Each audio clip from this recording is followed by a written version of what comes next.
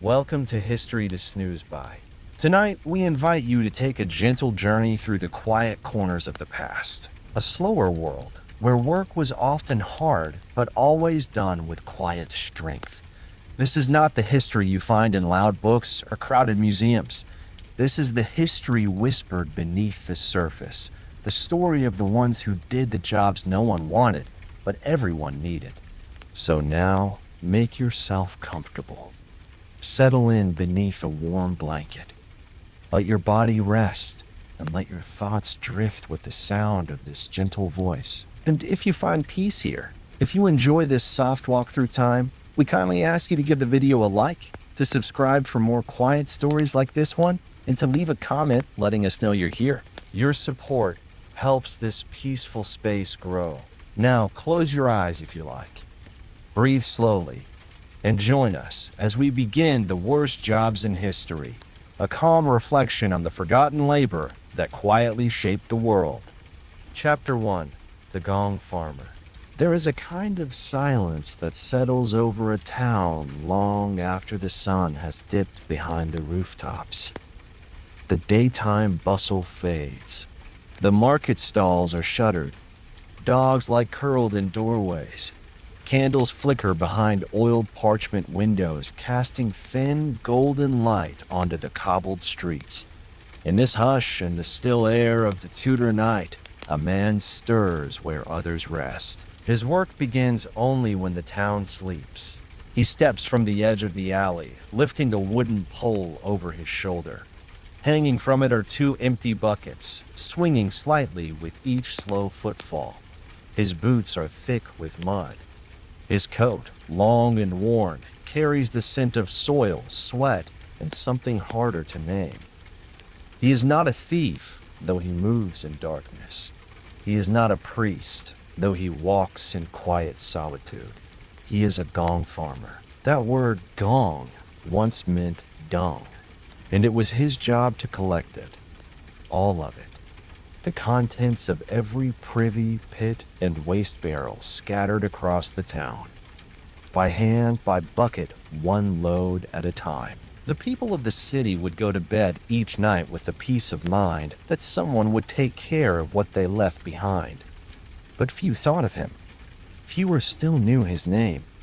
He worked beneath the surface of daily life, not hidden exactly, but deliberately ignored. There were laws forbidding him from walking the streets during daylight, not to punish, but to protect the delicate noses of nobles and townsfolk.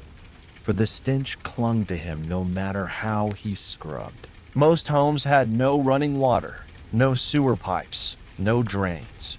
The wealthy might have a house of office built out behind their property, a small wooden shed perched above a brick-lined cesspit. Others simply used public privies. In the poor quarters, families shared pits dug behind rows of houses, some half-covered, some open to the rain, and all of them filled. Eventually. The gong farmer's job was simple in theory, but brutal in practice. He would carry his buckets to each site, lower them carefully into the darkness, and begin the slow process of hauling waste to the surface. Thick, heavy, foul. The pits were sometimes 10 feet deep, sometimes more. And he would climb down inside them, boots sinking into the soft floor, with only a lantern to guide his way. The walls were slick with moisture. The air was dense. Breathing became a test of endurance. But he worked methodically, never rushing, knowing that panic or haste could lead to disaster. Sometimes the walls would give way. Rotting wood, crumbling brick, and the farmer might fall into the slurry. There were stories, whispered and half-remembered, of men who never came back up, who slipped beneath the surface, their cries muffled by filth. Whether true or not, those tales hung in the air like fog. The risks were real, the dangers constant, but the job paid well. More than many other laborers could hope to earn. Gong farmers were compensated for what others would not do. In a world where coin was precious and hunger common, money could mean the difference between starvation and a steady supper. And so, men took the job. Not because they wanted to, but because they needed to. In time, the farmer would finish each pit, wipe his brow, and carry the full buckets to his cart. He owned a small horse, patient and gray, who waited quietly with the wagon. Together, they would make the journey outside the city walls, far beyond the streets, past the last rows of houses, to the dumping grounds. There, amid weeds and mounds of refuse, the contents would be emptied. Some used the waste for fertilizer, others left it to rot. The earth absorbed what the town no longer needed, and the gong farmer, now lighter, would turn back toward the city, ready to begin again. He wore gloves when he could, thick leather ones, stiff with use. But often he went barehanded, his fingers wrapped in cloth. He kept a rag soaked in vinegar tied around his neck, which he lifted to his nose during the worst of it, and he grew used to the smell.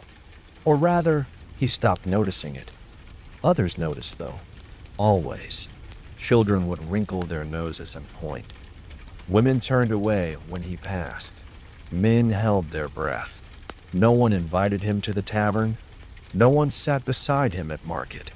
The loneliness came not from the work itself, but from the quiet rejection that followed.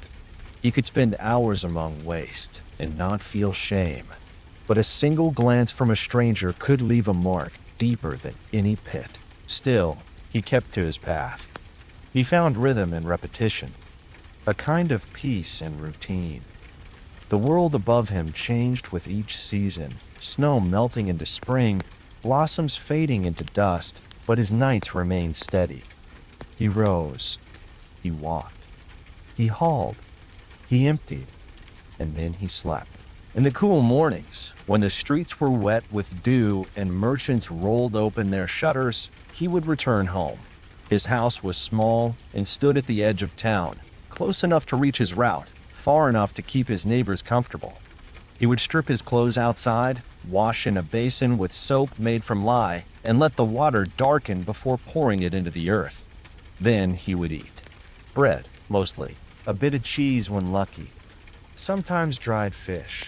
He had a wife once. She left. Not with malice, but with exhaustion. They parted quietly, without harsh words. She said she needed a life without shadows. He did not argue. He understood. He always had. Now he kept a dog for company. An old hound with more grays than brown in its fur. They sat together at dusk, watching the horizon soften. The dog never complained, and the farmer, though weary, felt no bitterness. The world had given him this path, and he walked it with care. There were nights when the moon shone bright over the rooftops, silver light reflecting in the puddles that dotted the street. On those nights, the job felt less like punishment, more like a strange kind of service. He kept the city clean. He made life bearable. He did the work no one wanted, and in doing so, held the town together in small, invisible ways. People rarely said thank you, but sometimes a door would be left ajar with a loaf of bread resting on the step, or a candle lit in the window as he passed. Quiet acknowledgments. Enough. He knew other gong farmers, men who traveled from town to town looking for work. They shared stories over fence rails and beside fires. Some spoke of pits so deep they echoed. Others told of coins found buried in waste. A few swore they'd seen rats the size of dogs. Most were kind, in a quiet way. They understood each other. No one else really could. Some cities banned the profession entirely. Too foul, too public, too shameful. But in most towns it remained a necessity. And where there was need, there was work. The gong farmer's legacy was not written in books, not etched into stone, but carried in the unseen corners of every thriving town, in the freshness of morning streets, in the absence of disease, in the peace of a clean threshold. There were many kinds of hardship in the old world. Hunger, war, plague. But filth was constant, and someone always had to face it. So he did. And when the final pit was emptied and the last cart rolled beyond the walls, he would return once more to his home, wash, and rest. The night was his. And in that quiet hour before dawn, as the town began to stir once again, the gong farmer closed his eyes and slept. Tomorrow the buckets would be waiting. Chapter 2. The Tanning Pits. There is a part of the village that lies just beyond the stone walls. A stretch of ground where the grass grows thin and the breeze carries with it a sharp, earthy scent. It is neither field nor forest, not quite farm, and not quite wasteland. It is a place built around a trade that few admire, but all depend upon. This is the tanner's quarter. Even from a distance, one can tell they are near it. The air changes. The wind brings a heaviness, a sourness that settles on the tongue. It is not rot exactly, though there is a hint of that. It is something older, a smell that speaks of time and transformation, of animal skin soaked and scraped, soaked again, and scraped once more. This is where the leather of the world is made. The tanner rises early, before the sun warms the rooftops, before the market opens its doors. His hands are already stained, not with ink nor with soot, but with the deep brown of old hides and soaked lime. No matter how many times he washes, the color does not leave. It is a part of him now. He begins his day by walking the edge of the workshop yard. A cluster of troughs and vats arranged in rows, some dug into the ground, others raised on stone blocks. The wooden tubs are wide and dark. Their surfaces ripple faintly in the breeze. Around them, tools rest where they were left the night before. Wooden paddles, scraping knives, coarse brushes made from horsehair. To the side, a cart waits, covered with a worn cloth. Beneath it, stacked in uneven layers, are raw animal skins, some from cows, others from goats or deer. They arrived from the butcher the day before, fresh enough to work, but not for long. Time is always pressing in this line of work. Delay brings spoilage. Spoilage brings waste. Waste brings hunger. The first task is cleaning. Each skin must be soaked in cold water to loosen the blood and dirt.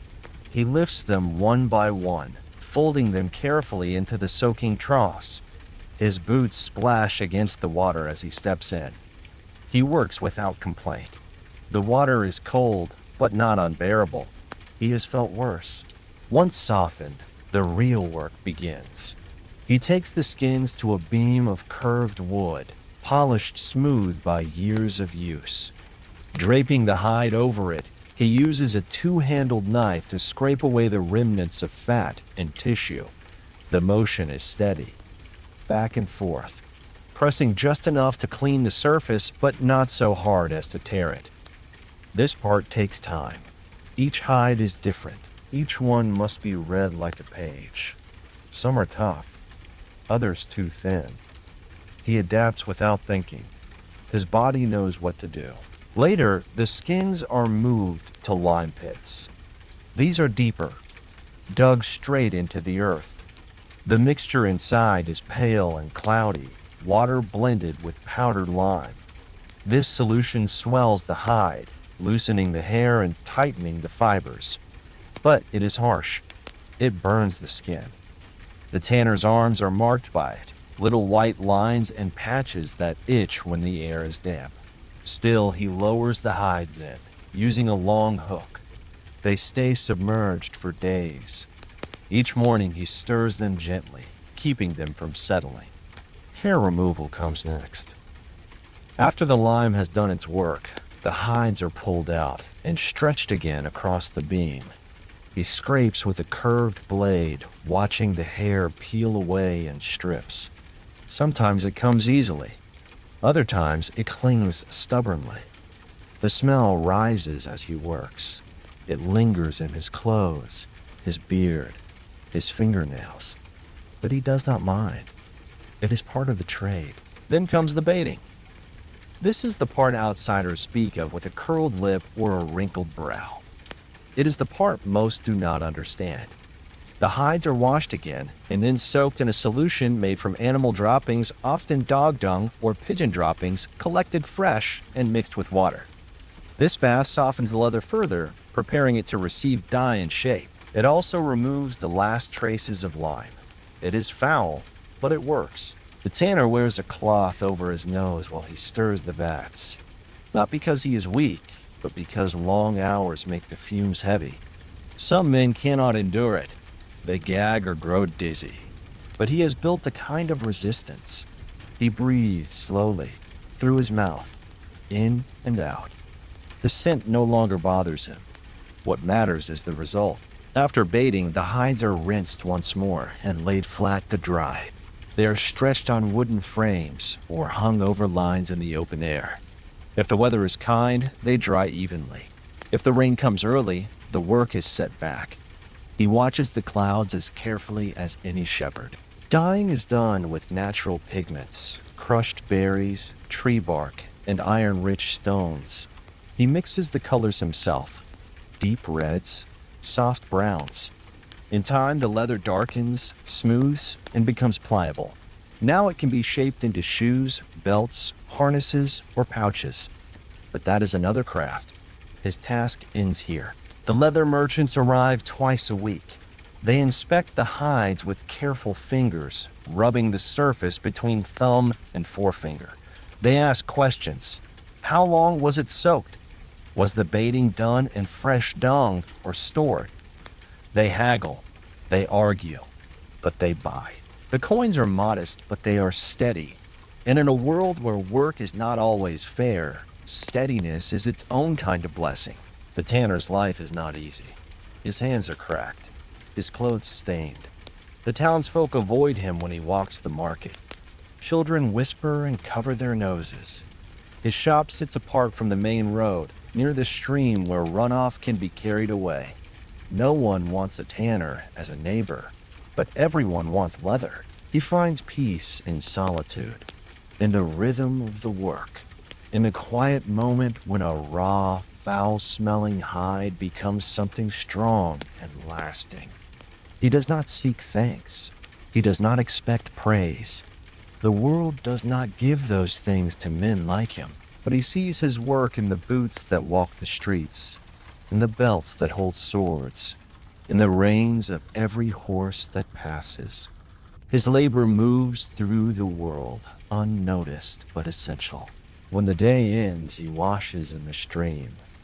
Not to remove all trace of the day, that would be impossible, but to feel the cool water on his arms. He sits by the fire and eats simply. A bit of stew, a crust of bread, sometimes a sip of ale when he can spare the coin. He sleeps deeply, the kind of sleep earned by honest effort, the kind that comes after hours of motion, smell, and weather. He dreams rarely, but when he does, he dreams of wind through the trees and the sound of rain on the leather roof of his shed. In the early hours, before the sky shifts from gray to blue, he rises once more. The hides must be turned. The vats must be stirred. There is always more to do, and he will do it as he always has. Not for honor, not for glory, but because the work must be done. Chapter 3: The Fuller. The town lies quiet in the early morning. Roofs still glisten with dew. Chimneys have yet to smoke. Most doors are shut, and the streets feel hollow, as if the world is pausing before the day begins. But near the stream, tucked between a line of old stone houses, someone is already at work. A low building leans against a slope, its timber beams dark from moisture and time. Behind it, a series of shallow pits, some lined with clay and others made from old wood, form a strange sort of open yard. Beside them, a man stands barefoot, trousers rolled to his knees, sleeves damp and stained. He is a fuller. His job is simple in description, but hard in practice. He works with wool, not to spin it or weave it, but to clean and thicken it, to make it soft enough for clothing and strong enough to last. The wool arrives loose, oily, and still marked with the smell of the sheep. It has been spun and woven into cloth already, but it is not ready yet. It must be fulled. He begins by lifting a bundle of woven woolen cloth. It is heavy, stiff, and rough. He carries it to one of the pits where water has collected overnight. The water is shallow and murky, tinted slightly yellow from past days' work. At the edge of the pit, a barrel waits, open to the air, and inside it is the secret to his trade, stale urine. In this time, before the science of detergents, before anyone spoke of soap as something pure or pleasant, fullers turned to the one source of cleaning power that the world had in ready supply: human urine. It contains ammonia, which helps break down the grease in raw wool, softening the fibers and cleaning the cloth in a way no water alone could do. In cities, people saved their chamber pots and brought them to the fullers. In exchange, they might get a coin or a kind word. The fuller, in turn, poured the contents into his vats. Now, he takes the bundle of cloth and lays it into the pit. He adds some of the mixture. Then he climbs in himself. Standing ankle deep, he begins the work of trampling, step by step, pressing the cloth beneath his feet, turning it gently with his toes. It is not a dance, not exactly, but there is a rhythm to it, a pattern learned over years. Press, shift, lift. The cloth is pushed beneath the surface, soaked, stepped on, and moved again. Sometimes he works alone. Sometimes another man joins him in the pit. They speak little. The smell is strong, and conversation rarely lasts long against it. But there is companionship in shared labor. They know what this work means. They know what it gives. Hours pass like this. The cloth darkens and softens. The fuller's legs grow tired. His skin begins to wrinkle from the soaking, but still he steps and presses. Wool is stubborn. It must be urged into shape, not forced, and it will only yield with patience. After a time, he pauses to rest. He sits on the edge of the pit, letting the water drip from his legs. His feet ache, but he's used to that. A warm sun begins to rise over the town. Its light catches on the rooftops and glows softly on the wet cloth spread beside the pits. He eats a little bread, drinks from a flask of weak ale, then returns to the work. The fulling process takes hours, sometimes days, depending on the size and type of cloth. Some towns have water-powered fulling mills with hammers that pound the fabric by force. But here, in this small corner of the world, the fuller does his work by foot. It is slower, but more controlled. He trusts his own touch more than any hammer. When the cloth is finally softened, thickened, and ready, he lifts it carefully from the pit. He carries it to the drying yard behind the shop. There, wooden racks stand in rows, like quiet sentinels. He drapes the cloth across the beams, smoothing it out with his hands, checking for tears or weak spots. As the sun climbs higher, the air warms. The cloth begins to steam gently as the last of the dampness lifts. He watches for curling edges, adjusting the fabric now and then to keep it even. Sometimes, children pass by on the nearby path. They hold their noses, whisper to each other, laugh. He hears them but does not react. They are young. They do not understand. He returns to the pit to clean the mixture, adding fresh liquid to replace what was used. The waste is emptied away to a shallow ditch behind the shop, where it will filter into the soil. The smell lingers. It always does. His clothes carry it. His hair, too. Even his skin. People in town keep their distance. He is not insulted. It is just how things are. His neighbors are polite, but no one invites him to supper. He eats alone most nights, or sometimes with another fuller if they happen to finish work at the same time. They share stories, pass the time, and talk about cloth, the weave, the feel, the color. Their world is made of wool and water and walking. The fuller lives close to his work. His home is small, but warm. He keeps a dog for company and a few hens in the yard. At night, he tends a small fire, dries his feet, and listens to the sound of the stream nearby. Its constant flow reminds him of time, slow, steady, and always moving forward. He knows the cloth he helps make will one day be cut into coats, tunics, cloaks. It will line boots, cover beds, wrap newborns and shield shepherds. His work touches every layer of life, though few ever see it. He walks through the world quietly, his footprints softened by the labor he performs. In winter, the pits are colder. Ice forms along the edges. His skin burns from the chill, but he works still. Wool must be prepared, no matter the season. In summer, the scent is stronger and the flies come in swarms. Still, he does not stop. There is strength in this work, not just of the body, but of the will. To rise early, to bear the smell, to move through town knowing others turn their heads, that takes a kind of quiet courage. The fuller does not speak of it. He does not boast, but it shows in the way he walks, in the calm of his hands, in the evenness of his breath. At the end of each day, when the cloth is drying and the pits are cleaned, he stands beneath the open sky. The sun dips low, the clouds burn gold, and the air, for a moment, feels lighter.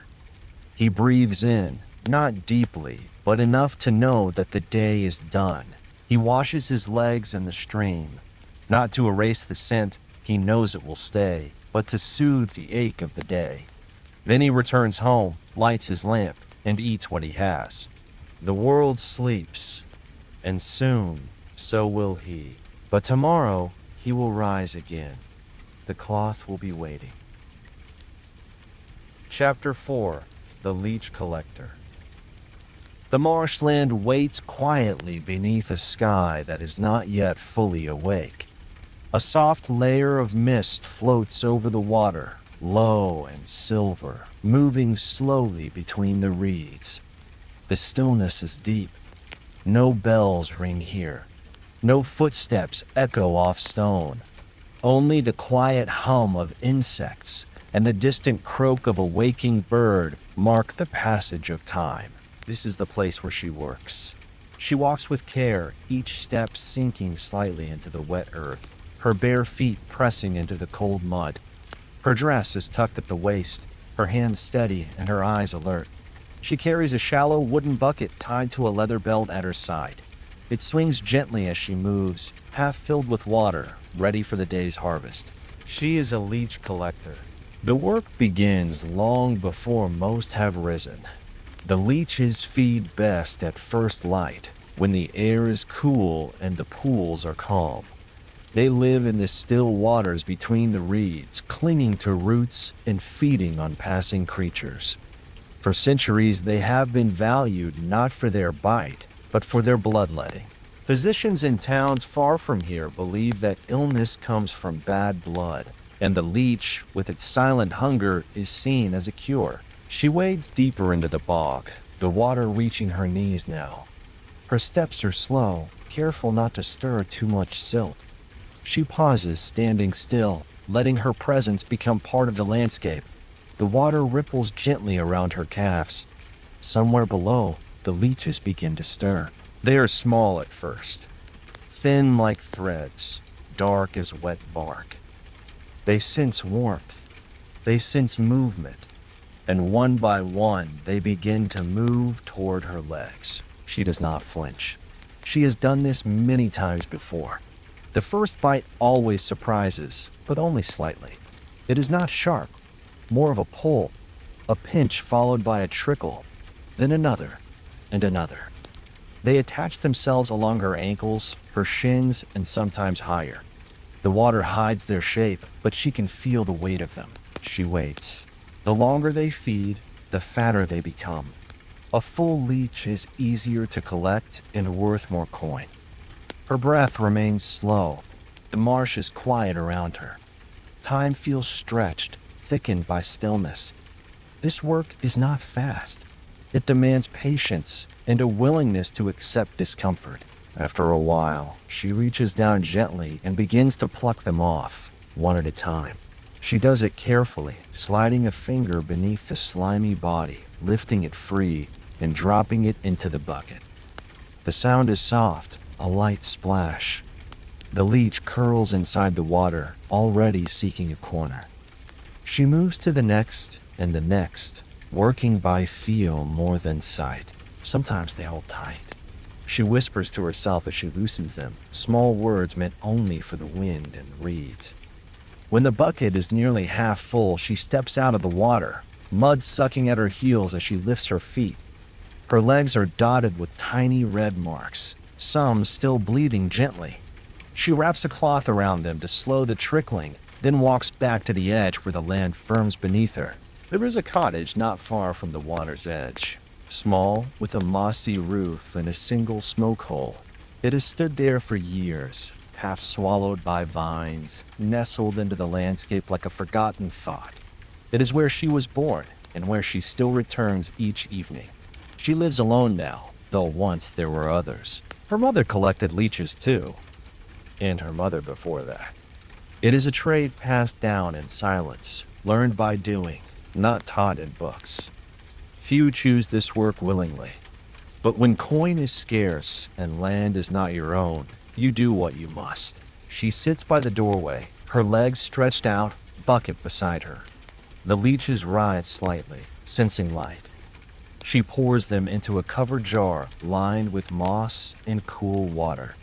They must be kept alive for the buyer. They must be fat, slow, and dark, the signs of a full feeding. Later, she will walk into the village to sell them. There is a man who comes from the city, dressed in neat clothes and clean boots. He does not touch the jar. He weighs it with his eyes, nods, and gives a few coins. Then he leaves without words. She never asks questions. He never offers thanks. In the village, people avoid her eyes. Some nod politely, others turn away. They know what she does. They do not wish to imagine it. They are kind in their distance, but it is still distance. She shops quickly, choosing dried beans, flour, and a bit of salt if it is affordable. Then she returns to the marsh. She does not mind the quiet.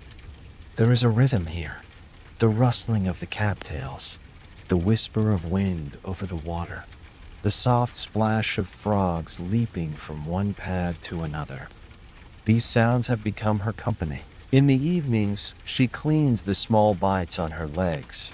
Some bleed longer than others. Leeches do not hurt, but they leave marks. The blood flows slow and steady, as if the body forgets how to stop. She wraps the wounds gently, then rests. The cottage is quiet at night. She keeps a small fire burning low, just enough to warm a kettle or light a bit of broth. She eats in silence, then leans back against the wall and watches the flames. There is comfort in the simplicity of it. The day has been long, but not cruel. She does not see herself as poor. She has what she needs: a roof, warmth, a way to earn. The world may not admire her work, but it pays for bread and beans. That is enough. Some mornings bring fog so thick she cannot see her hands before her. Still, she goes. Some days the leeches do not come. They stay hidden, waiting for warmer water or calmer weather. On those days, she waits too. She listens. She watches. And when the moment is right, she steps back into the marsh. She never rushes. There is no way to force the work. The leeches come when they are ready, not before. And she has learned to move with the pace of the place. Slowly, softly, always aware of the water around her. In the spring, the reeds grow taller. In summer, the air grows thick and the insects come in clouds. In autumn, the colors change. The wind grows colder. By winter, the pools freeze at the edges. Still, she returns. The need for coin does not fade with the seasons. She collects leeches until the frost makes it impossible. Then she mends nets, cuts firewood, and waits for the thaw. She has done this for years and will do it for as long as her body allows. There are others now in other towns who use horses or even glass jars tied to sticks to catch leeches. But she prefers her way, the old way, the way that keeps her close to the land. When the day ends and the last leech is tucked away, she walks back slowly across the wet grass. Her feet are sore, her legs tired, but there is a kind of peace in it. She has done her work.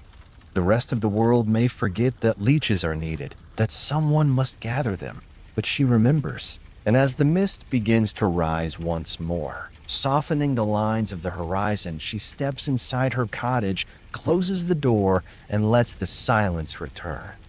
Tomorrow the water will still be waiting. Chapter 5. The Executioner. The sun has barely crested the rooftops, but already the square is stirring. Wooden carts roll across the cobblestones, their wheels echoing against stone walls. Shopkeepers unlatch their shutters. Dogs bark in the distance, chasing the morning breeze through narrow alleys. The air smells of bread and smoke, of dew and dust. But there is one house, tucked just beyond the main street, where the door does not open. Its shutters stay closed. Its yard is empty. And though it is part of the town, it stands apart. Inside, a man sits quietly at a table. His meal is simple, a bowl of broth, a crust of bread. His hands are large, the fingers square and calloused. His face is calm, unreadable. He eats slowly, eyes resting on the fire's low flame. Today is a working day. He does not dress like the others. No bright colors, no fine stitching. His tunic is plain, thick wool over rough linen. At his side, a leather belt holds the tools of his task. Not worn in public, not flaunted, but always ready. A whetstone, a roll of clean cloth, a short prayer book with a faded cover, and sometimes, when the moment demands it, the blade. He is the executioner. Few speak his name aloud. Fewer still meet his gaze. He walks through the market unnoticed, not because he hides, but because people choose not to see him. He is a man set apart, not by law, but by the nature of his work. He carries a burden that others do not wish to touch. It is not his job to judge. That duty belongs to the magistrate, to the scribes and priests who decide guilt and pronounce the sentence. His role begins after all words have been spoken, when the scroll has been signed and the crowd has gathered. The gallows stand in the center of the square. Made of thick oak, they are simple and sound. A platform, a beam, a rope. Sometimes the punishment is hanging. Other times, the blade. Each town has its custom, and he follows what is required. He arrives early. There is no need to be seen before the hour. He walks the perimeter, checking the platform boards, testing the knot, measuring the drop. These small rituals matter. A mistake would bring shame, pain where there need be none, delay where there should be peace. He prepares with care, not because he takes pride in the act, but because he understands its weight. The person who stands before him, bound, trembling, perhaps silent, perhaps shouting, is still a person. And though justice may demand this end, he knows what it costs to carry it out. He keeps his voice low when he speaks.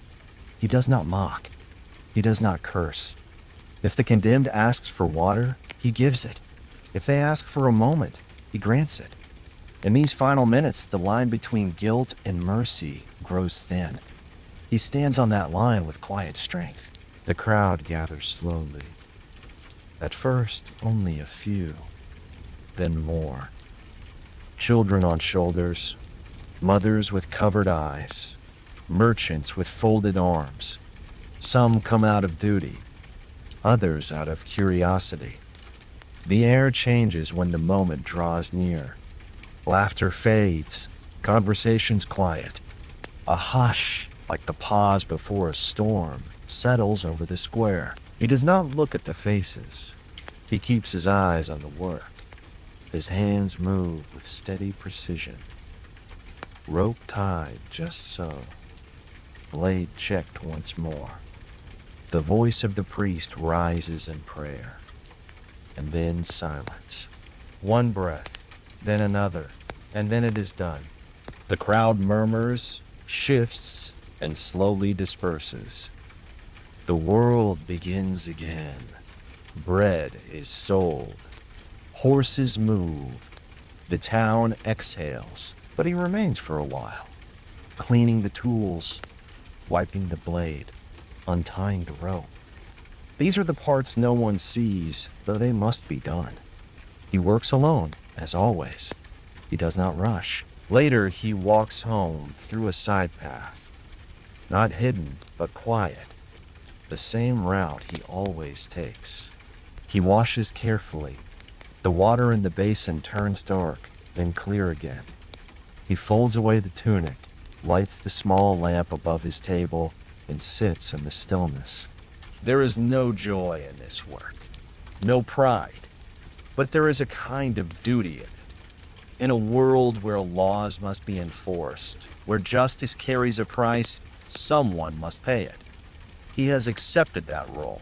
Some believe executioners are cruel, that they enjoy the act, that they are different from other men. He does not argue with them. He simply continues. The task is not one he sought. It was passed to him when others refused.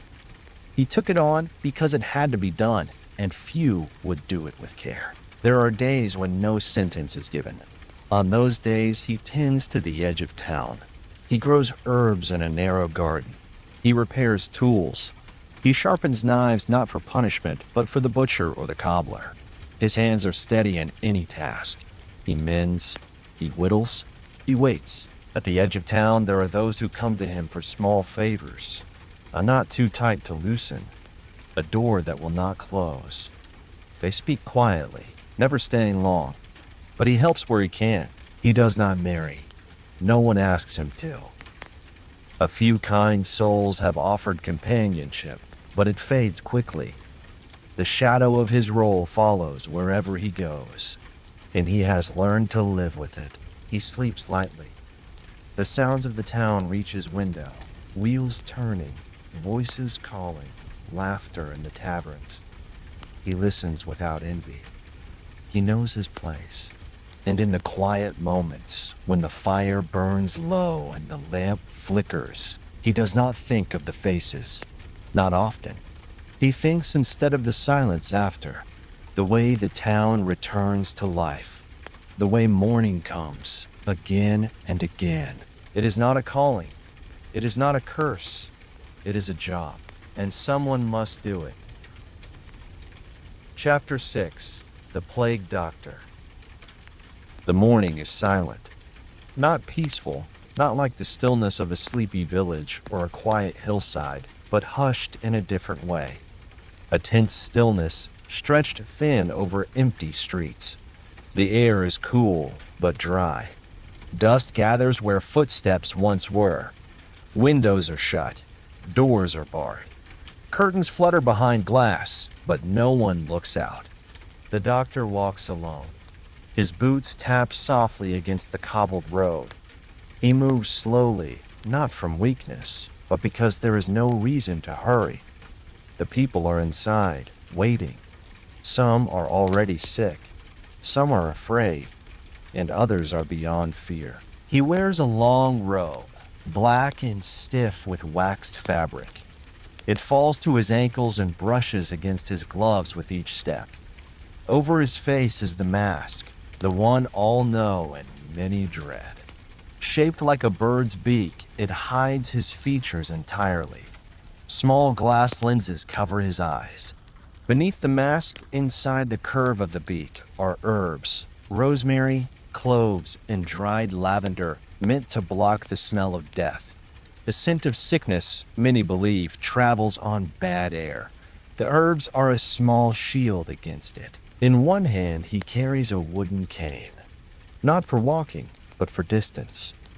It helps him check on the sick without getting too close. He taps doors with it, lifts blankets, or gestures when words feel too heavy. He does not touch the ill with his bare hands. He cannot. He pauses before a narrow doorway. The shutters above are closed. A small mark, chalk white, is painted near the lintel. It is the sign. Someone inside is sick. He lifts the cane and knocks 3 times. A long moment passes. Then, slowly, the door opens. Not all the way, just enough for the sound of coughing to drift out. A man peers through the gap, face pale, eyes sunken. He nods once, steps back, and disappears into the gloom. The doctor enters without a word. He is used to this. The smell of sweat and illness clings to the air. The patient lies on a straw mattress in the corner of the room. Blankets hang limp, damp from fever. The woman is very still. Her eyes are half open. Her lips are cracked. He kneels beside her, not close, but near enough to see. He studies the skin, checks the hands. He looks for swelling, for dark spots under the arms or at the neck. He listens to the breath, faint and shallow. There is little he can do. He carries a satchel with dried herbs, powders, and ointments. He can offer willow bark for pain, vinegar to clean the skin, a linen cloth soaked in rose water for the forehead. He leaves behind a small pouch of herbs to hang above the bed and a vial of thick syrup to ease the throat. He speaks softly to the husband, tells him to keep her cool, to give her water when she can drink, to stay inside, to mark the door again if her breath stops. He leaves without fanfare, back into the empty street. This is how his days unfold. One door, then another. A quiet home, a silent figure, a frightened family. The cane, the knock, the mask. Again and again. He was once a student, learned the ways of medicine from books and old teachers. He believed in balance, in humors and diet and clean air. He studied anatomy with careful hands, wrote notes by candlelight. He came to this town to help. When the sickness began, he stayed. Others fled. Some doctors packed their tools and left for safer places. Some priests vanished, some guards, but not all. A few remained, and he was one of them. He does not think of himself as brave. He is afraid, too.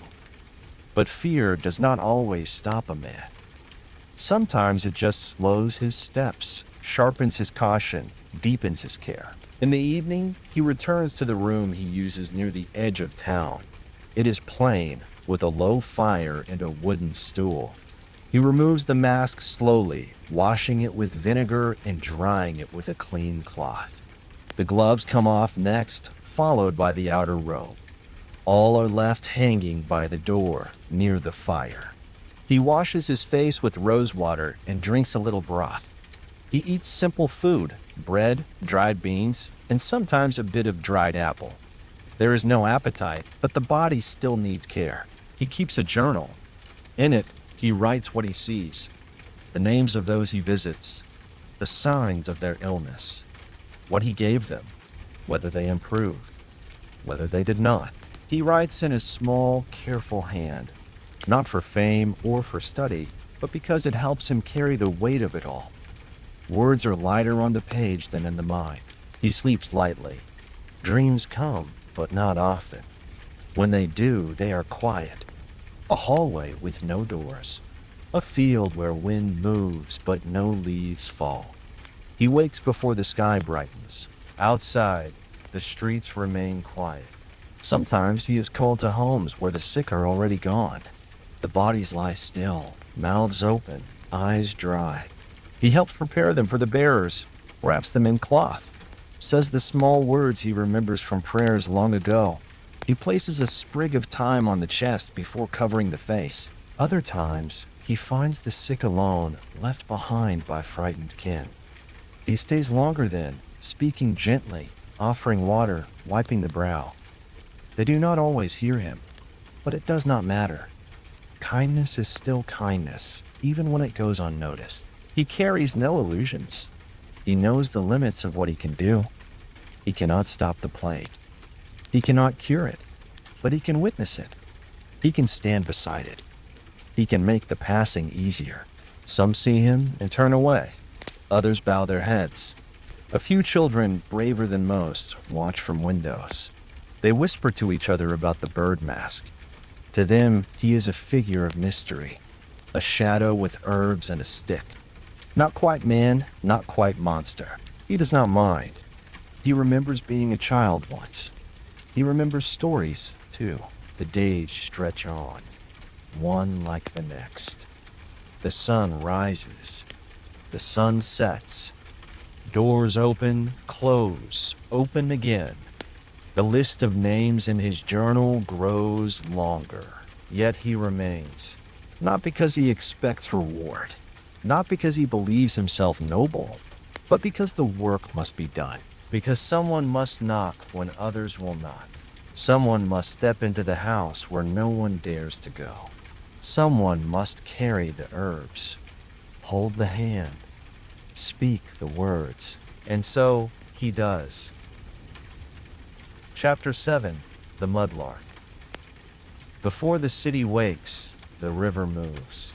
The Thames flows slowly beneath the heavy sky, carrying yesterday's rain and the faint light of a new morning. The tide is low. Dark mud stretches out from the water's edge, smooth and slick, broken here and there by old stones, sunken boards, and the bones of ships long forgotten. It smells of salt, coal smoke, and the rot of time. A small figure walks the shoreline. His boots are too big, the laces tied in knots where holes once were. His coat hangs loose from his shoulders, patched at the elbows, stiff with dirt. He wears a wool cap, pulled low over his ears, and his fingers are wrapped in strips of cloth, more for grip than for warmth. He is a mudlark. The boy moves with care, one step at a time, eyes scanning the ground. He knows this stretch of riverbank well. Every post, every pike, every place where the silt collects in thicker pools. This is where the best finds settle. Coins lost from a careless hand, bits of metal pulled from cargo, scraps of cloth or rope still strong enough to sell. His breath shows in the air as he bends low. With the end of a stick, he pokes at something glinting beneath the sludge. It is only a broken buckle, bent and rusted. He wipes it on his coat and drops it into a small bag at his side. Not worth much, but it might buy him a piece of bread. He moves on. Behind him, the city groans to life. Horses clatter across bridges. Smoke begins to rise from the chimneys. Market carts rattle over cobblestones. But here by the river, it is still quiet. The sound of water lapping at the shore covers the noise of the waking streets. The mud sucks gently at his boots as he walks. There are others out now, spaced along the bank. Older boys, a few girls, and some bent men with sacks slung across their backs. No one speaks much. They nod if they pass close, but mostly they keep to their work. Everyone searches for something, anything that might be worth a penny or two. The mud is cold through his soles. His fingers are stiff, but he's used to this. He's been coming here since before he could read, led by an older brother who showed him where to look. That brother is gone now, taken by a cough that would not leave. The boy comes alone these days. He stops at a pile of debris, tangled in rope and driftwood. Carefully he pulls away the top layer, uncovering glass bottles, broken clay pipes, and a small comb with 3 teeth missing. He turns the comb over in his hand. It is worn smooth from use, but still whole enough to sell. Into the bag it goes. Further along, he spots something white poking from the mud. He kneels, digging gently with his hands. A bone, maybe from a pig, maybe a sheep. Clean and dry. The bone men in town will pay for it. Bones feed the fire of factories now, ground up to make glue or powder or even buttons. The bag grows heavier. He straightens his back, stretching slowly. His body aches more than it used to. He is still a child, but the work has left its marks. His knees are always bruised, his shoulders stiff. He does not complain. This is what the day requires. Now and then the tide shifts. The water creeps back across the stone. He watches it closely. The river can rise fast, covering the bank in minutes. He has known boys caught too far out, their boots sinking into the sucking mud, the water climbing faster than they could run. One drowned last winter. No one found his body for 2 days. The boy stays near the wall when the tide begins to turn. He walks back toward the narrow stairs that lead to the street above. His eyes never stop searching. There, near the base of a piling, he sees a small cluster of coins stuck in the mud. His heart lifts as he crouches to scoop them up. 3 copper farthings, green with age. He grins without showing his teeth. A farthing is not much, but 3 can buy a stale roll or a lump of coal to keep the cold from his fingers while he sleeps. He climbs the stairs slowly. At the top, the city greets him with noise and smoke. He blends into the crowd, just another soot-covered child among many. The streets are full of workers heading to the mills, mothers hauling water, and boys hawking newspapers with red faces and loud voices. He walks past the ragman's shop and stops at the junk stall. The man there eyes his bag, reaching in to inspect the day's findings. He pulls out the bone, the comb, and the old metal buckle. The coins he does not offer. Those are kept in his pocket. 2 pennies, the man says, handing over a coin and a halfpenny cut into halves. The boy nods. It is fair enough. He walks away with his earnings. The sun is higher now. The heat of the day has not yet come, but the worst of the chill has passed. His coat flaps behind him as he makes his way to the bakery's side door. The woman there knows him. She gives him a small round roll, yesterday's, slightly dry.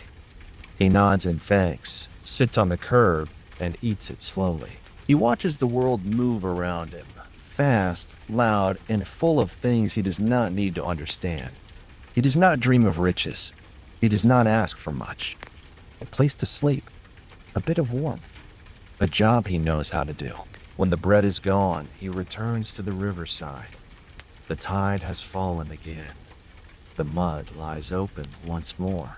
And so, he walks down the same stone steps, the same path he took at dawn. He pulls his coat tight, grips the empty bag in one hand, and begins to search again. This is his work. This is his place. Chapter 8. The Resurrectionist. The night settles slowly over the city, softening the edges of rooftops and cloaking the chimneys in smoke-tinged haze. Street lamps burn low, their oil flames flickering against soot-streaked glass. Horses are stabled. Shops are shut. Footsteps grow fewer. Doors are bolted. The city folds inward, as if trying to forget what lies in its own shadow. But in one narrow alley near the edge of the old churchyard, a man is preparing to leave his home. He wears dark clothes, not fine but plain. A thick coat, worn boots, gloves made for work, not warmth. He carries no lantern. Light, after all, would draw attention.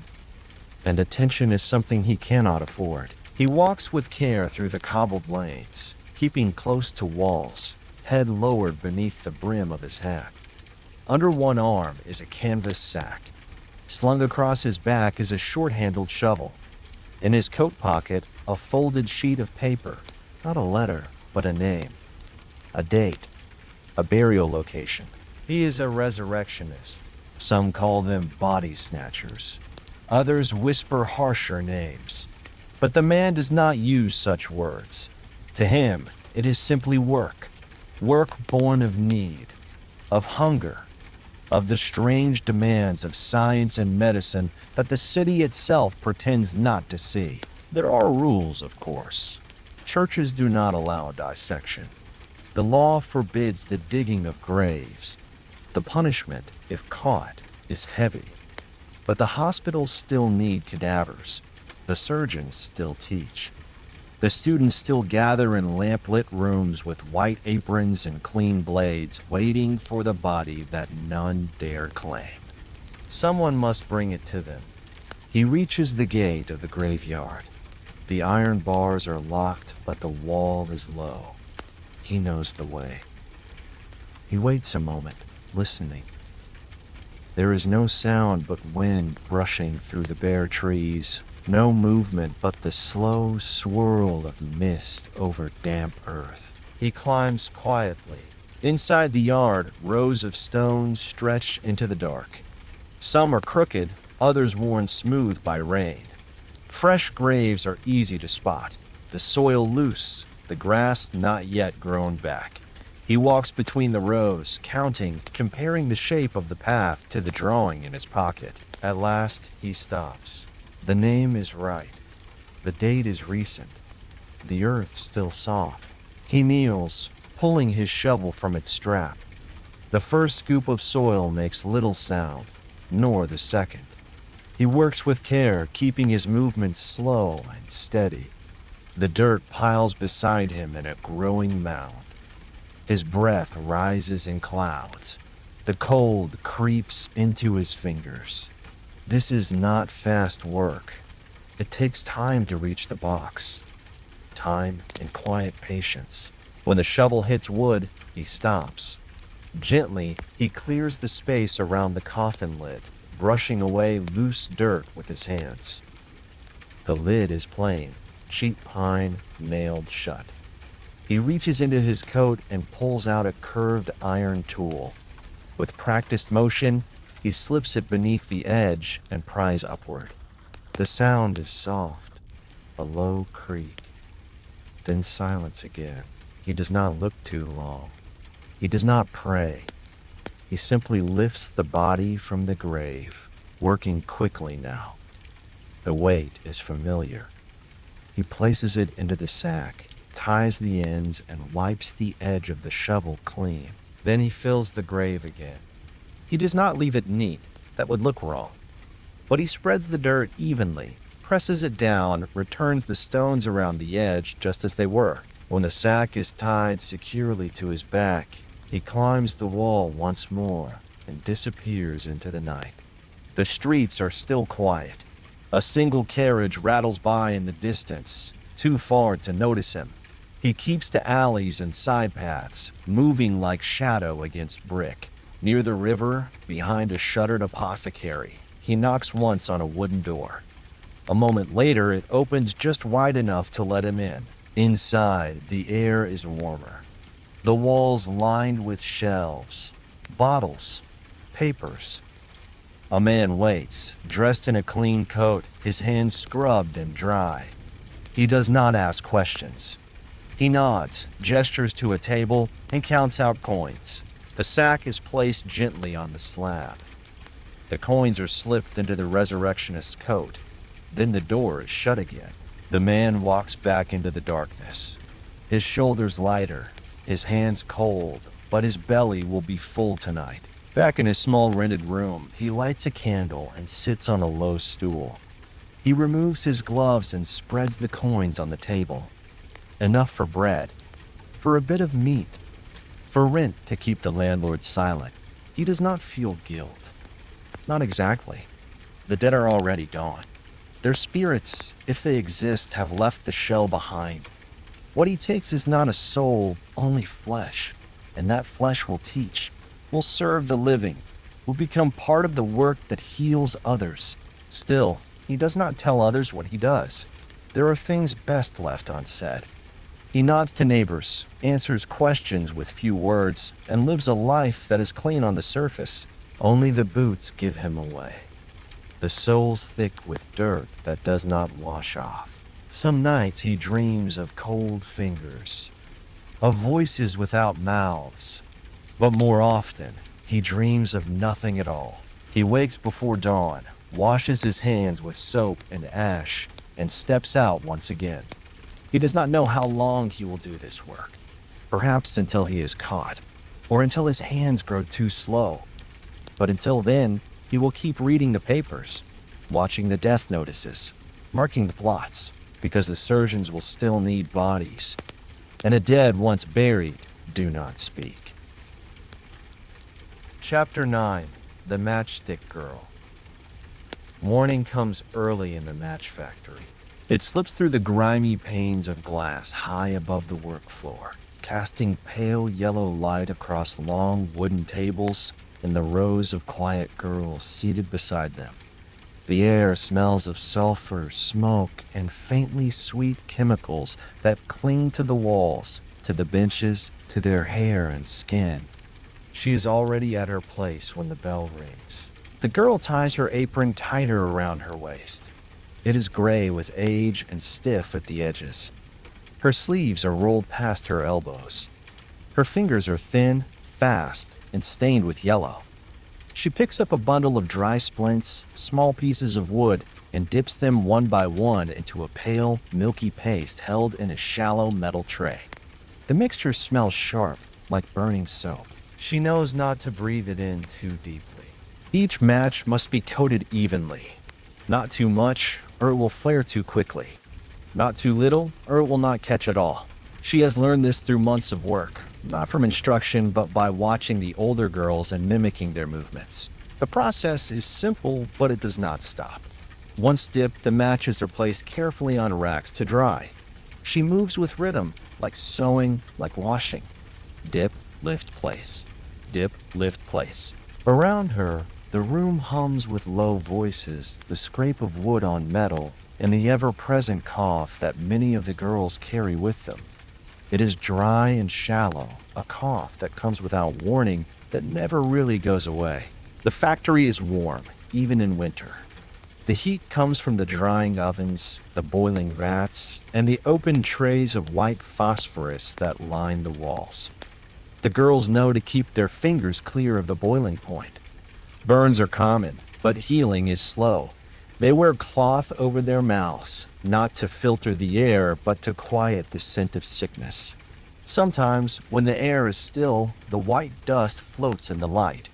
It settles on eyelashes. It clings to teeth.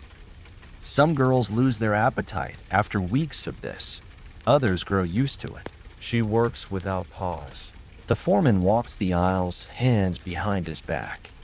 He does not speak unless he must. He watches the pace, the posture, the product. If a match breaks, he does not stop. But if many break, or if a tray is dropped, he takes notice. Wages are docked, shifts are extended. No one argues. At the end of the table, a girl begins to bleed at the gum line. She touches her jaw, frowns, then keeps working. The others glance once, then look away. They know the signs. White phosphorus seeps into the bones over time. It starts with the teeth, then the jaw. The pain comes at night first. Later, it becomes a shadow that follows through the day. They call it phossy jaw. The name sounds small. The pain is not, but still, they stay. Most of them have no other place to go. Work is scarce. Bread is costly. Coal, even more. The factory pays in coins that are thin but steady. Enough for a bed and a shared room, a slice of pudding, and sometimes a warm drink. She once worked as a laundress, scrubbing linens for strangers, boiling water until her hands cracked. That job paid less. The match factory, at least, gives her a corner to sit, a task to focus on. She tells herself this often. At midday, they are allowed a short break. She steps outside with a piece of bread wrapped in cloth. The courtyard is narrow, enclosed by tall brick walls. Smoke rises from the chimney above. She leans against the wall and closes her eyes, feeling the sun on her face for a moment. Other girls talk softly nearby. One hums a tune she heard at the music hall. Another counts her earnings aloud, dreaming of new boots. They laugh for a minute, but the laughter fades quickly. It does not last long out here. The bell rings again, and they return. Back at the table, the girl resumes her work. She dips. She lifts. She lays each match on the drying rack with the same quiet care. The splints click softly as they touch the wood. Sometimes the smell makes her dizzy. She blinks it away. There is no use asking to rest. The foreman sees everything. He notes everything. She is careful not to draw his gaze. In the afternoon, the light fades from the windows. Lamps are lit, casting a soft orange glow across the benches. Their reflections shine faintly in the metal trays, flickering over the liquid surface of the phosphorus. The flame reminds them what they're working with. It doesn't take much for fire to spread. More than once, she has seen the flash of an accident, a spill, a spark, a sudden flare that sends everyone back from the table. They stamp it out quickly with cloths or boots. A girl once caught her sleeve on fire. She still works here, but her arm never healed fully. When the final bell rings, the girl stands slowly, stretching arms and backs. She wipes her hands on her apron, peels the cloth from her mouth, and breathes the night air through the open door. She walks home beneath the dull yellow glow of gas lamps.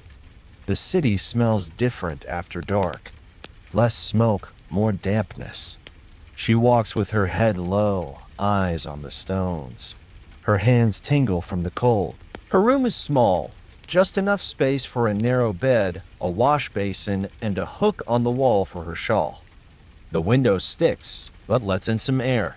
She lights a candle, pours water into the basin, and scrubs the yellow from her fingers as best she can. It never fully comes off. She eats what she saved from lunch, wraps herself in a quilt, and lies still. The walls are thin. She hears footsteps above. A child crying. A man coughing. A door closing. But none of it keeps her awake. Her body is tired. Her breath is slow. Sleep comes easily now. In the morning, she will return to the factory. She will dip the matches. She will wipe her hands. She will check her jaw in the mirror, gently pressing the skin beneath her cheekbone for any sign of ache. The work is not cruel, but it does not forgive, and still she will go. Chapter 10. The Chimney Sweep. The sky is still dark when the boy wakes. A faint blue glow clings to the edge of the window, where frost gathers in thin lines along the cracked glass. The fire in the hearth is cold, the embers long gone. His breath fogs in the air as he pulls on his worn coat and tucks a scarf around his neck. The floor is hard beneath his bare feet. He finds his boots near the door, still damp from yesterday. His tools wait beside them, a small bundle of brushes tied with rope, a ball of twine, and a sack made from old canvas. The rods are tucked into a leather strap that crosses his chest. He moves quietly, careful not to wake the others in the room. The landlord charges extra for noise.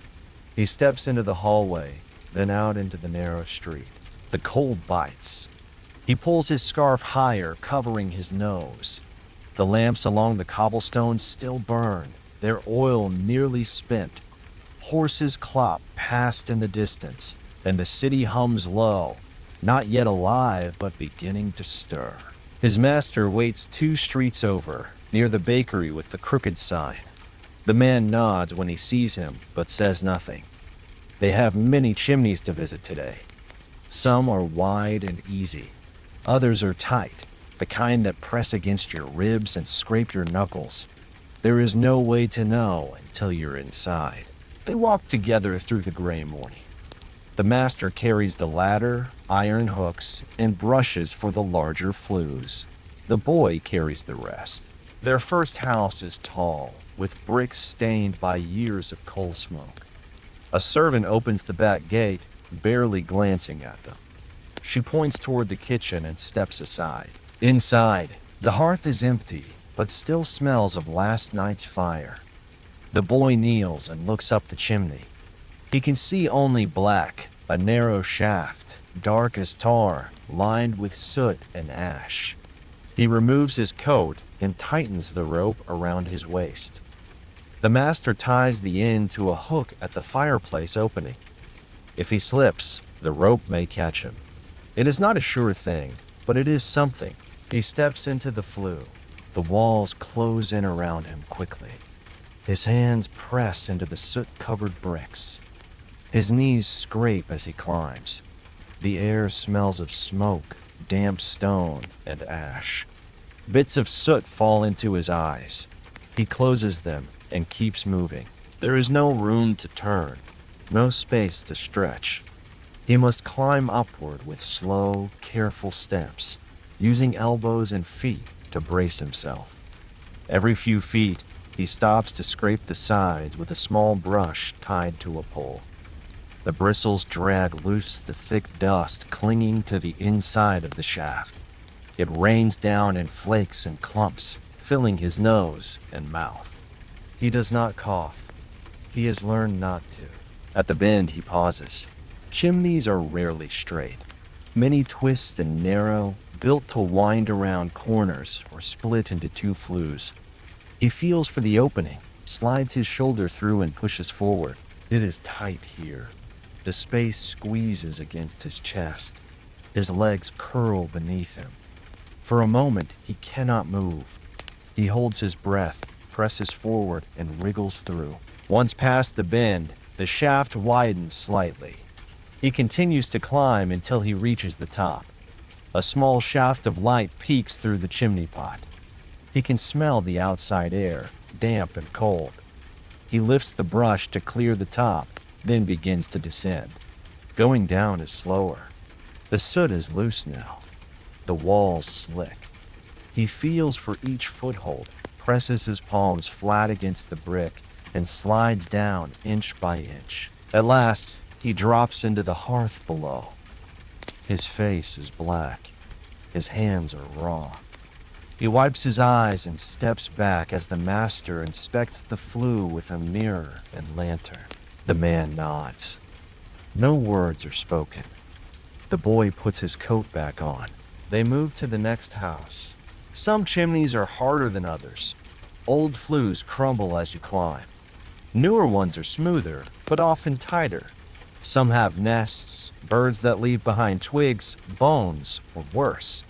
Others have hidden crevices where soot gathers like tar. He has seen fires start from flues left too long uncleaned. He has seen homes lost to ash. That is why the job matters. That is why they call for him. At midday, they stop behind the blacksmith's shop. The master gives him a small loaf, split in half. He eats quietly, fingers still dark with soot. The bread is hard but warm. It tastes better than it should. He leans against the wall and rests for a moment. His knees throb. His shoulders ache. His throat burns from the dust. But he does not complain. He has learned to be still. In the afternoon, they climb another 3 chimneys. One is so narrow, he must remove his boots to fit. Another is damp and cold, with water dripping from somewhere above. He works through it all. Some homeowners nod when they see him. Others do not speak at all. A few offer a crust of bread or a cup of milk, handed through a cracked door. He takes these with a quiet thank you. As evening nears, the light fades from the rooftops. The wind picks up. Chimney pots whistle in the breeze. He walks with the master back toward the shop where they began. He leaves his tools by the door and takes his pay. A few coins, wrapped in cloth. Enough to eat. Enough to sleep indoors. He walks home slowly, boots scuffing against the stone. The street lamps burn again now, their soft glow bouncing off the windows. His legs feel heavy. His eyes sting. He does not speak to anyone on the way. At the boarding house, he climbs the narrow stair, reaches his room, and closes the door behind him. He lights a stub of candle, sets his coins on the table, and pours water from the jug into a basin. He scrubs his face, his neck, his arms. The water turns black. He scrubs again. He eats a bit of bread, drinks from the same jug, and curls onto the small mattress near the wall. The blanket is thin. The room is cold, but he is used to that now. He lies still and lets the day drift from his body. His arms remember the climb. His hands remember the shape of brick. His breath comes slow, and then slower still. In the morning, the chimneys will wait for him again, and he will go. Chapter 11: The Rat Catcher. The streets are never truly quiet. Even in the earliest hours, long before the market carts begin to roll and the shops lift their shutters, the city whispers. Beneath the wooden floors, behind crumbling stone walls, through narrow drains and cellar halls, something always stirs. And that is where he goes. The rat catcher moves with a steady pace, his boots soft against the damp cobbles. The morning fog still clings to the alleyways, and the air smells of coal, wet brick, and something sour carried up from the drains. Over one shoulder, he carries a burlap sack. In his free hand, a long stick with a leather strap tied near the tip. His coat is thick, patched at the elbows, and the brim of his hat is pulled low to shield his eyes from the wind. He has done this for many years. The job is not loud. It does not call attention, but it is known. People see him and step aside. They do not speak unless they must. Children stare, sometimes with fear, sometimes with curiosity, but no one follows. He prefers it that way. The first call of the day is in the cellar of a bakery near the old square. The baker meets him at the back entrance, wringing his hands and glancing nervously at the crates stacked by the door. "They got into the flour again," the man says. "Down near the sacks, I think. I heard them last night." The rat catcher nods. No questions are needed. He steps inside and descends the narrow stairs. The walls are low, the air still. The smell of grain mixes with damp wood and old ash. He crouches near the crates and listens. At first, there is only silence. Then, a faint rustle. A quick sound, claws against stone. He waits. His breath is slow, his eyes fixed on the shadows near the base of the wall. He moves the crate gently, lifting it just enough to see beneath. A blur of motion darts along the edge. He swings the stick quickly, catching the rat mid-step. The sound is brief. He lifts the animal by the tail and drops it into the sack. He resets the traps, simple wooden boxes, baited with stale bread. He places them near the nest holes and returns to the stairs. "They'll come back," he tells the baker. "Always do. Best keep the grain lifted." The man nods and presses a coin into his hand. He does not expect thanks, and none is given. He walks on. The day carries him through small kitchens and grand halls, through the back doors of inns and the cellars of houses built before anyone can remember. Some are clean and dry. Others are thick with dust and silence. He knows where to look, the corners where droppings gather, the beams chewed by sharp teeth, the nests made from cloth and string. He works by sound and smell as much as sight. A rat does not often show itself unless it's desperate or foolish, but the signs are always there. He carries small jars of powder, not poison, but dust to track their movement. He lays it in thin lines and returns hours later to follow the trail. In some places, he lays iron traps, careful to hide them from wandering cats or children. In others, he uses his hands, gloved in leather, moving with quiet purpose through crawl spaces and cracks. He has been bitten, more than once. His fingers carry the scars. The rats are clever and quick, but so is he. He learned the work from his father, who learned it from his own. In the past, they used ferrets or dogs, small animals trained to chase and flush. He still keeps a dog, old Nell, who waits at home with quiet eyes and gray in her coat. She worked the alleys once. Now she sleeps. The rat catcher carries her whistle still, not to use, but to remember. By midday, the sun has lifted behind the smoke. The city grows louder, fuller. People pass with baskets, wheelbarrows, sacks of coal, and crates of meat. He steps aside to let them move. He stops to eat in a quiet corner behind the mill. Bread and onion, cold tea in a tin flask. He leans against the stone wall, watching a line of ants crawl near his feet. He does not rush. There is time enough in the day. His next stop is the apothecary's shop, a narrow building filled with jars and soft light. The shopkeeper greets him with a small nod. "They've been in the herbs again," the woman says. Beneath the shelves near the lavender, he follows her inside and crouches near the back. The smell of dried leaves and roots fills the air. He lifts the wooden boards along the base, revealing a small hole chewed through the plaster. He listens. Then, with calm hands, he places 2 traps along the path, one near the wall, one beneath the counter. He does not speak as he works. The woman watches but does not ask questions.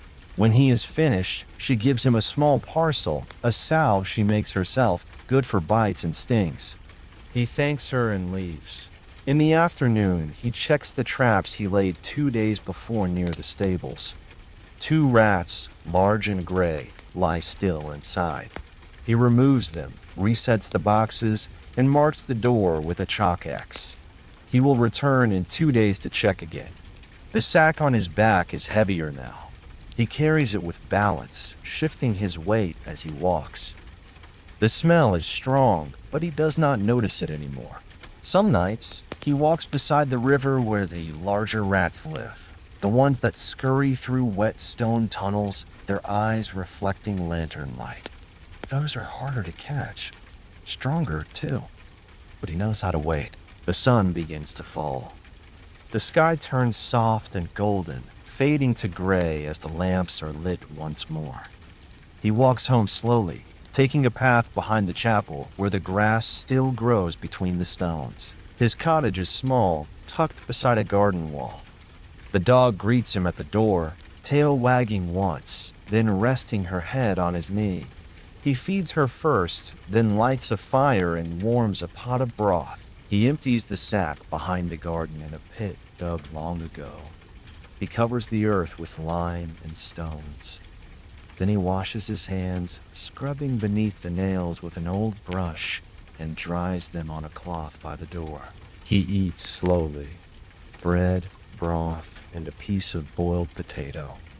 The fire crackles. Outside, the wind moves gently through the trees. He writes a few lines in a small notebook, names of places, number of catches, signs of new nests. The handwriting is rough but clear. When the fire grows low, he adds one more log, then lays down near the dog. The room is quiet. The air smells of smoke and soil. And somewhere beneath the floorboards, in a space no wider than a hand, something scurries. He will find it tomorrow. Chapter 12. The Salt Miner. Before the sun climbs over the hills, he is already below the earth. The air down here is different. Still, dry, heavy, but not with moisture, with silence. There is no wind, no bird call, no shifting light, only stone and the memory of water long gone. He walks with slow steps along the tunnel floor, boots crunching on a thin layer of white dust. The lamp in his hand casts a soft yellow glow. It swings gently, painting the rough walls with moving light. Around him, the walls sparkle faintly. The salt catches the flame and throws it back in dull glints, like distant stars behind stone. He is deep underground, too deep to hear the world above. The mine stretches for miles, an old, living place carved by generations of hands. Long before he was born, men shipped their way into this deposit, tracing the old seams, digging slow and careful until the tunnels took shape. Now it is his turn. His pickaxe rests against his shoulder. The handle is worn smooth from use. The blade has been sharpened and dulled more times than he can count. He knows its weight like he knows his own breath. He reaches his post, a hollow chamber, still being shaped. The ceiling is low. Wooden beams support the rock overhead, groaning slightly when the ground shifts. He sets down the lamp and runs his hand along the wall. The salt is cool and rough beneath his fingers. Then he begins. Each swing of the pick is deliberate, not rushed. The sound rings out through the chamber, a sharp crack against the wall, followed by the crumble of loosened salt. He steps back, wipes the dust from his brow, and swings again. The work is slow. The wall does not yield easily. Salt is strong. It resists the tool. But over time, with enough effort, it comes away in small chunks. He gathers the loose crystals into a sack, brushing away the finer dust. He works without speaking. There is no one else in this part of the mine. The others are spread across different chambers. Each man works his own seam, his own shift of earth. He keeps a rhythm. Swing, pause, gather. Swing, pause, gather. There is comfort in repetition. The lamp flickers now and then. He watches it carefully. The flame is his warning. If it dims suddenly, the air may be changing. If it dies, he must leave. The mine does not give second chances. Sometimes, he hears the mine speak, the low creak of shifting rock, the distant thud of tools from another chamber, the drip of water from a crack above. These sounds are normal, expected. But if a groan becomes a roar, if dust begins to fall from the ceiling, he knows to run. Cave-ins are rare, but they happen. Everyone has stories, names remembered in silence. At midday, he rests. He sits on a flat rock and unwraps a piece of bread and cheese from a cloth in his coat. The bread is dry, the cheese sharp. He eats slowly, drinking from a tin flask filled with cool water drawn from a spring near the entrance. He does not think much as he eats. His mind stays quiet, like the space around him. He listens to the air, to the stone, to the soft echo of his own breath. When he is finished, he returns to the wall and begins again. The salt here is pure, clean, and white, with the faintest tint of blue in places where the light catches. It will be used in many ways. Some will season food. Some will preserve meat for ships. Some will be packed into barrels and sent across oceans. He thinks of this sometimes, that the stone he breaks with his own hands will travel farther than he ever will. The sack grows heavy as the hours pass. He hoists it onto his shoulder and walks back through the tunnel toward the main shaft. The path is marked with chalk symbols, simple lines drawn on the wall to guide him. He knows them well. They are as familiar to him as street signs above. At the shaft, a rope and pulley wait. He ties the sack, tugs twice, and watches as the weight is lifted slowly to the surface. Another man, far above, turns the wheel and signals with a whistle when the bag reaches the platform. He returns to his chamber. Another seam waits. The afternoon moves slowly. There is no sun to mark its passing. Only the feeling in his arms, the stiffness in his legs, the growing weight of tiredness behind his eyes. Still, he works. Salt clings to everything. His clothes are lined with it. His hands are always dry, skin cracked at the knuckles. His lips sting. His boots crunch with each step, dust packed into every crease. But he does not complain. He chose this work because it was steady, because it pays each week, because it is a job that many will not do. And so there is always a need for someone who will. His father worked these tunnels. So did his uncle. Now he carries their tools. He walks where they once walked. He chips at walls they never finished. He does not feel trapped. He feels part of something old, something solid. When the end of his shift comes, he gathers his tools and walks back along the tunnel. The air feels colder near the entrance. touched by the breath of the outside world. He climbs the narrow staircase, his knees stiff, and steps into the fading light of evening. Above ground, the sky is a soft gray blue. The clouds hang low. Smoke rises from chimneys in the valley below. He wipes his hands on a cloth, then walks home. His house is small, made of stone and wood, nestled near the edge of the village. The door creaks when it opens. Inside, a fire burns gently. His wife stands near the stove, stirring a pot.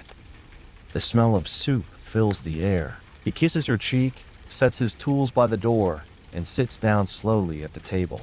He eats with quiet gratitude. The salt on the bread tastes familiar, like the walls he knows so well. Later, he scrubs his arms with warm water. The salt leaves a white ring around the basin. He dries himself, changes into soft clothes, and sits near the fire. Outside, the wind moves through the trees. Inside, the room is still. He closes his eyes, letting the warmth ease the ache from his limbs. Tomorrow, the mine will wait for him again, and he will return. Chapter 13. The Tasher. The river smells stronger at night. It rolls slow and dark past the edge of the city, carrying the waste of thousands toward the sea. The buildings lean close to the water here, bricks stained black from soot and age. Stone arches stretch across the current, holding bridges where horse carts pass overhead and lamps swing in the wind. But down below, where the damp walls drip and rats scatter at the sound of boots, another path begins. The Tasher waits by a grating in the side of the embankment. A narrow tunnel hidden in shadow opens like a mouth into the maze beneath the city. He lifts the iron bar that seals it, swings it wide, and steps inside. The light from his lantern flickers softly. It casts a warm ring across the wet stone, reflecting on puddles that ripple beneath his feet. He wears heavy boots, patched at the sides, and woolen trousers tucked into the tops. His coat is thick and carries the scent of years spent underground. A canvas sack hangs over his shoulder. In one hand, he carries a long iron hook. He moves with slow steps. The tunnel slopes gently downward, the walls narrowing until only the sound of water and the brush of cloth against brick remain. This is the place where the city hides its waste, where chamber pots are emptied, drains are poured, and forgotten things vanish into darkness. The sewers run for miles, built deep and wide, meant to carry filth away from the streets above. But not everything flows with the current. Some things catch, some things fall, and those are what he comes to find. The Tasher does not hurry. He watches the water closely, eyes trained on every small glint that catches his lantern's glow. Coins slip through pockets. Rings fall from fingers. Tools, trinkets, bits of brass, and broken watches all find their way into the depths. Lost once, found again. He stops beside a small grate where the flow slows. He leans down, lifts his hook, and begins to drag the tool gently across the bottom. The metal teeth scrape softly over stone. He lifts a clump of silt and sorts through it with practiced fingers. A copper penny, bent but still good. A nail, a button carved from bone. Into the sack they go. He moves on. The tunnels grow tighter in some places. Overhead, the roof drops low enough that he must crouch. In others, they widen into broad chambers where echoes bounce off distant walls. The smell changes with the direction of the wind, sometimes sharp, sometimes thick, but he does not flinch. He has known this air for too long. The deeper parts are quiet. No carts overhead. No footsteps. Only the soft drip of water from cracks above and the rustling of things that live in corners. He has seen rats as large as cats. He has seen things without names. But most nights, the worst thing he faces is the cold. He finds a narrow ledge along one of the older tunnels, carved long before anyone remembered who built it. The bricks are green with damp, worn smooth by time. He crouches here for a while, dragging his hook in slow circles. A chain, thin and rusted, but still whole. A pipe stem, a shard of glass, shaped like a jewel. He cleans each one with the edge of his sleeve, feeling for weight, for use, for value. Some he will sell, some he will trade. A few he may keep, not for worth, but for the way they feel in his hand. A reminder that even here, beneath everything, something small can still be beautiful. When his bag grows heavier, he stands and stretches his back. The tunnel groans slightly as the wind shifts. Far off, he hears the sound of water rushing faster. A storm may be coming. He knows the danger. Rain above means flood below. The sewers can fill in minutes, rising from ankle deep to waist high without warning. He listens again. The sound is steady. Not yet. Still, it is time to move. He follows the line of chalk marks he left along the wall. A narrow stroke here, a small X there. They point the way back, guiding him through the twist of tunnels. He has known men who wandered too far. Men who never found their way out again. At the main channel, the current flows faster. He crosses carefully, keeping one hand against the wall, his boots slipping slightly on the slick stone. On the other side, a ladder rises into the dark. He climbs slowly. Each rung creaks. At the top, he pushes open a square grate and emerges into the chill air of the street. The world above is quiet. Lamps glow along the road, casting long shadows over the cobbles. The city is sleeping. Only a few shapes move. A constable on his round, a cat darting across the path, a drunkard stumbling home. The Tasher slips through the alley and makes his way to the small shed he rents behind a row of shops. Inside, he lights a lantern and empties the sack onto the table. He spreads the items out carefully, sorts them into piles. Copper here, brass there, bone, iron, glass. He wipes each piece clean and sets the best aside to bring to the ragman or the pawnbroker. Some things are worthless. He knows that. But in a world where even a penny matters, he keeps looking. He washes his hands in a basin of cold water. The grime does not come off easily. His nails stay dark. His skin smells of damp stone and old rust. He sits by the stove, feeding it with bits of wood, and waits for the kettle to boil. The warmth creeps slowly into his fingers. He pours a cup of tea and lets the steam rise into his face. The fire cracks.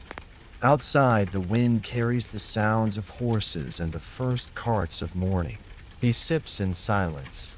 He does not think of the tunnels now. Not the rats, not the water, not the long hours bent over stone. He thinks only of the coins in his pocket and the quiet in the room. Tomorrow he will go back. The city will lose things again, and he will be there to find them.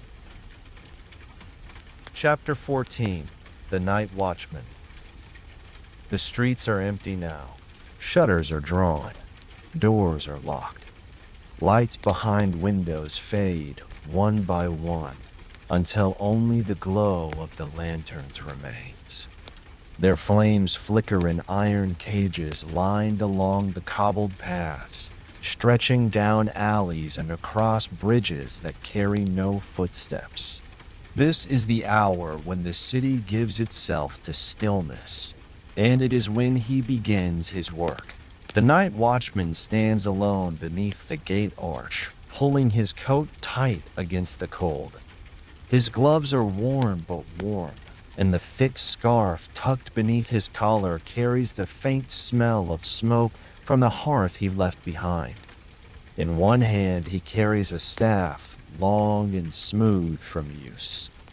In the other, a small lantern, its frame blackened at the corners from many years of flame. He takes a breath, soft and slow, and begins to walk. His boots strike the stone with steady rhythm, not rushed, not loud.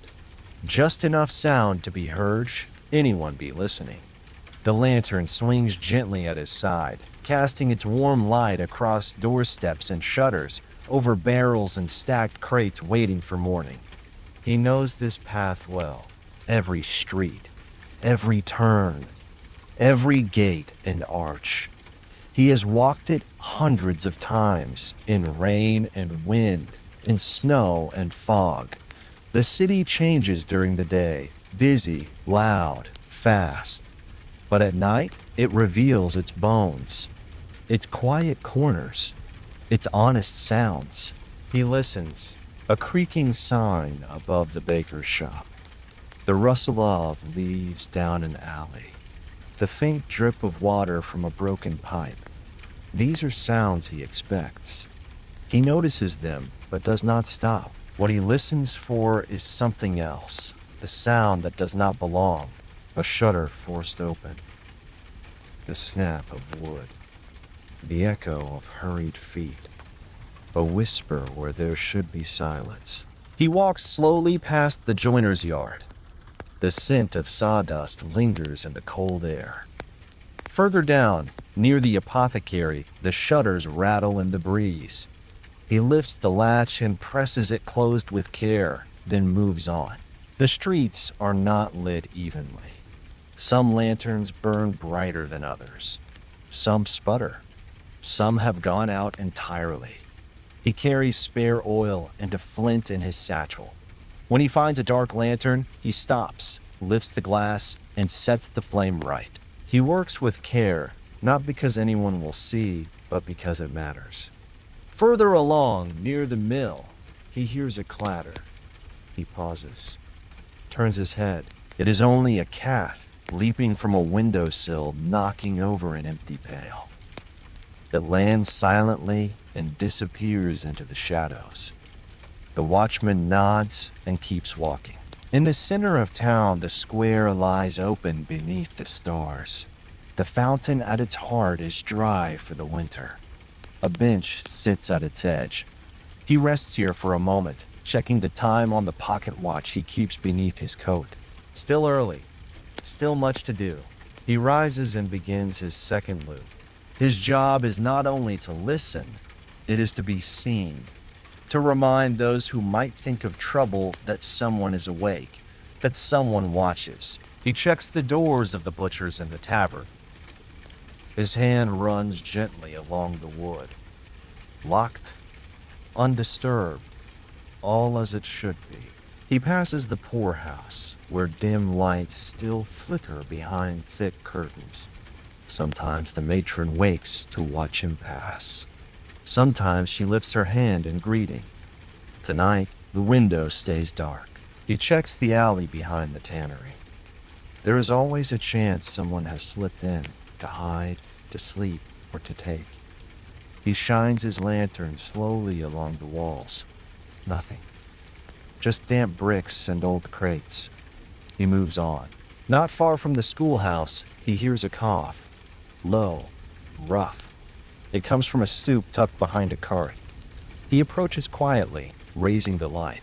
An old man lies curled against the stone, wrapped in a thin blanket. His breath rises slow and steady. Not drunk, not dangerous, just cold. The watchman kneels, touches the man's shoulder. He stirs but does not wake. The watchman takes a strip of cloth from his bag and lays it over the man's chest, then stands and continues his walk. It is not his job to fix the city, but it is his place to notice. At the edge of the town, near the old gate, the wind picks up. Leaves swirl along the ground. The lantern swings wider now, the flame pulling against the glass. He lowers it slightly, shielding it with his hand. Beyond the gate, the fields stretch into darkness. Trees stand still in the distance. The road leads to other places, other towns. but he never follows it. His work stays here. As the night deepens, the cold settles into his joints. He flexes his fingers in the gloves, shifts the weight of his coat. His steps slow just a little. He passes the church. The windows glow faintly from candles left burning in the nave, a symbol of comfort, of watching over. He pauses here, not to pray, but to listen. The silence is full. He walks once more. At times, he speaks softly to himself. Names of streets, small notes about things he sees. A shutter loose, a lantern dim, a gate left open. He will remember them and return tomorrow, during the day, when others are awake. He passes the baker's shop again. The scent of fresh dough is beginning to rise. The ovens are lit. Soon the first loaves will be placed inside, and the day will begin again. He makes one last circle of the square, checking every corner, every door, every window. At last, the sky begins to change. The black softens to blue. A thin line of light forms along the rooftops. Lamps are dimmed one by one. A dog barks in the distance. The world begins to stir. He returns to the gate where he began. He hangs the lantern on its hook, blows out the flame. The glow fades slowly, leaving only the first pale light of morning. He leans his staff against the wall, removes his gloves, rubs his hands together for warmth. He has walked these streets every night for years, through rain and frost, through fog and stillness. He has seen trouble and kindness. He has heard weeping and laughter. He has stood in silence while the city breathed around him. Now, as the sun climbs the edge of the sky, he turns toward home. The streets are no longer his. They belong to others now. But tonight, when the world grows quiet again, he will return. Chapter 15. Who had it worst? The fire burns low. Its light dances gently across the stone walls, casting long shadows into the corners of the room. The window panes are cold to the touch, holding back the wind that brushes against the world outside. Inside, it is quiet. A coat hangs by the door. Boots rest near the hearth, worn from use, but carefully placed. The tools of many trades lean together in silence. A broom, a sack, a rod, a lantern. Each one shaped by a different hand. Each one carried, day after day, into the world of work that few ever see. Now, in this final hour, we sit with their memory. 15 chapters, 15 stories. A farmer of filth, working in the darkness beneath the city, emptying what others left behind. A woman at the tanning pits, her hands soaked in chemicals that burned the skin. A fuller stamping cloth in tubs of cold urine, surrounded by the scent of soaked wool and long hours. We met a leech collector in the shallows, standing still while the water moved around her legs. We stood near the gallows with the executioner, who carried out orders he did not give. We walked beside the plague doctor, wrapped in layers of cloth and herbs, stepping into homes no one else would enter. The mudlark searched the riverbank before the sun had risen, eyes fixed on scraps of lost metal. The resurrectionist worked at night, unearthing the dead to feed the hunger of medical knowledge. The matchstick girl dipped her fingers into poison, trading health for a few pence a day. And the chimney sweep, barely a child, crawled into flues narrow enough to crush a man. We followed the rat catcher through alleyways, listening for things that never slept. We descended with the salt miner, who carved tunnels beneath the earth where no wind blew and no light ever came. We trudged through water with the tosher, pulling treasure from filth. And we walked the silent path of the night watchman, whose job was not to speak, but to be present, watching while the rest of the city dreamed. Each job was different. The dangers changed. The tools changed. The pay changed. But the weight, the quiet burden of labor, was something they all carried. Who had it worst? It's tempting to ask. To weigh each hardship against the next. To compare cold against poison, darkness against heat, stillness against noise. But the question is not easily answered. There is no simple scale for suffering. Was it the child alone in a chimney? Was it the girl breathing phosphorus each day? Was it the man who buried himself in salt, or the one who spent his nights in the sewers? Each job demanded something that could not be returned. Time, health, sleep, breath. And each was done because someone had to do it. That, in the end, is what joins them all. They were not chasing glory. They were not rewarded with medals or statues. Their names were not carved into walls or spoken in speeches. They worked because work was needed. They endured because life gave no other path. And even if the world moved past them, even if new tools replaced old ones, or laws were passed to stop the worst of it, their stories remain.